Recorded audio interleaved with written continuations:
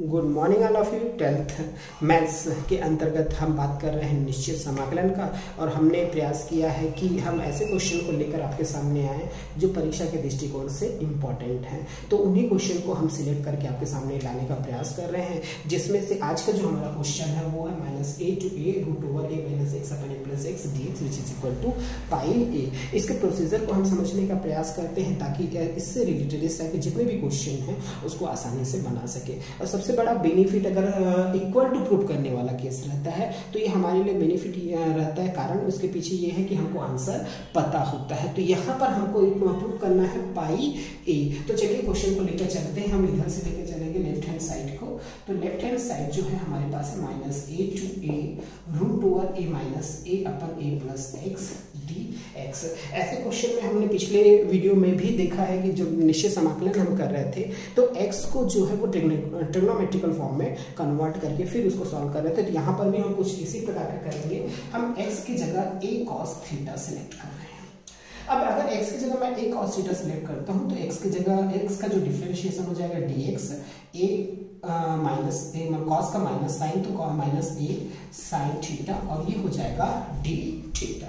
तो इस आधार पे ये बोला जा सकता है कि dx की जगह हम -a sine theta d theta को पुट अप कर सकते हैं। तो चलिए बात करते हैं। अच्छा, दूसरी बात सबसे मोस्ट इंपॉर्टेंट थिंग्स ये है कि ये जो x के लिए -a to a था हमारा लिमिट, तो हम उसको थीटा में कन्वर्ट कर रहे हैं तो हमारा लिमिट भी चेंज होगा।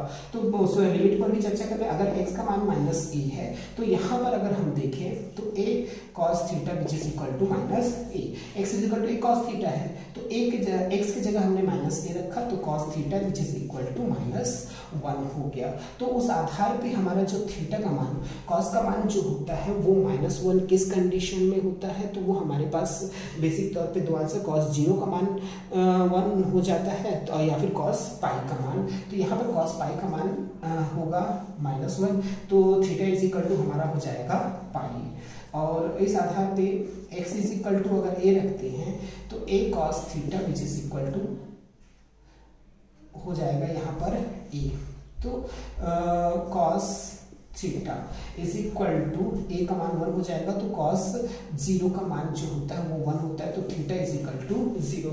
तो उस आधार पे अगर हम देखें x का मान जहाँ -a है वहां पर थीटा का मान π है और x का मान जहाँ a है वहां पर थीटा का मान 0 है। तो उस आधार पे हम लिमिट को चेंज करेंगे। -a की जगह हम थीटा के लिए π आ जाएगा और a की जगह थीटा के लिए हमारे पास 0 आ जाएगा। तो हमारी लिमिट भी चेंज हो गई। √a - a cos theta x की जगह हमने a cos थीटा माना हुआ है अपन a + a cos theta into -a sin theta d theta. इसको और सॉल्व करने का प्रयास करते हैं। π to 0 a कॉमन निकल जाएगा तो यहाँ से कॉमन निकल के 1 - cos theta upon a 1 + cos theta into -a sin theta d theta लिखा जा सकता है। चलिए ऊपर से सॉल्व करते हैं इसको। a और a जो है वो कैंसिल हो जाएगा तो हमारे पास जो इंटीग्रेशन होगा π to 0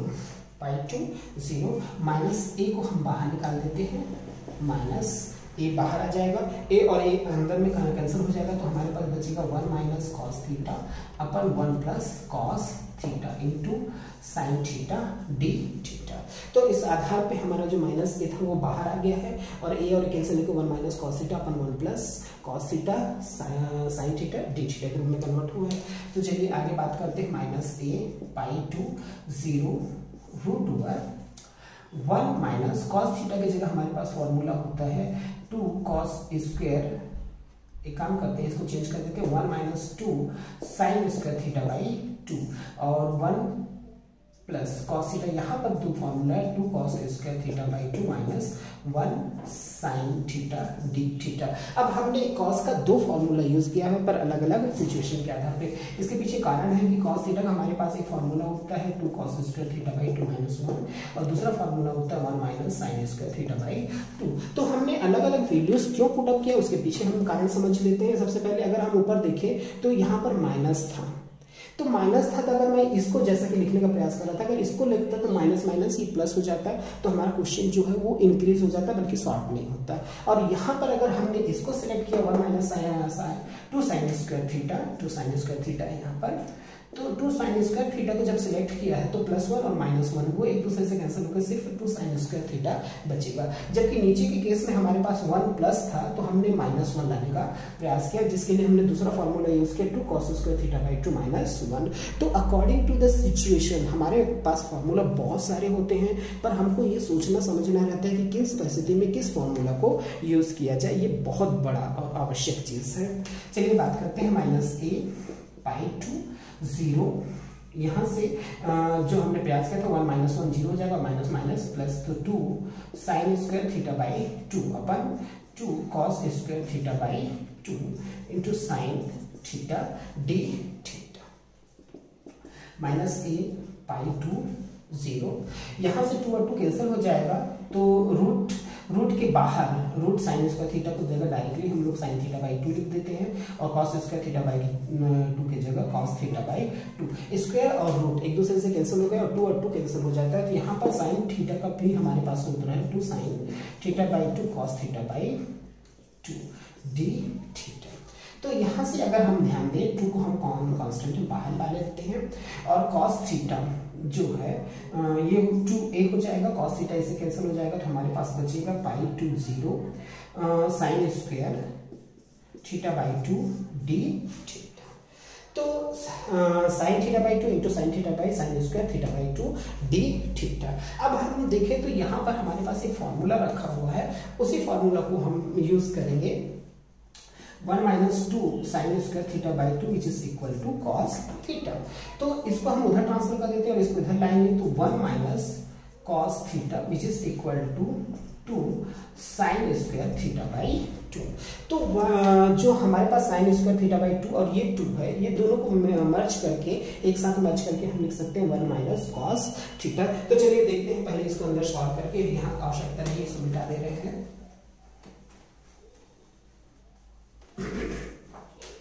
तो यहाँ पर फिर से वही चीज -a/2 को हम अंदर मल्टीप्लाई 2 का अंदर मल्टीप्लाई कर देते हैं π2 0। अगर 2 का मल्टीप्लिकेशन अंदर होता है तो 2 sine square theta by 2 d theta के रूप में हो जाएगा।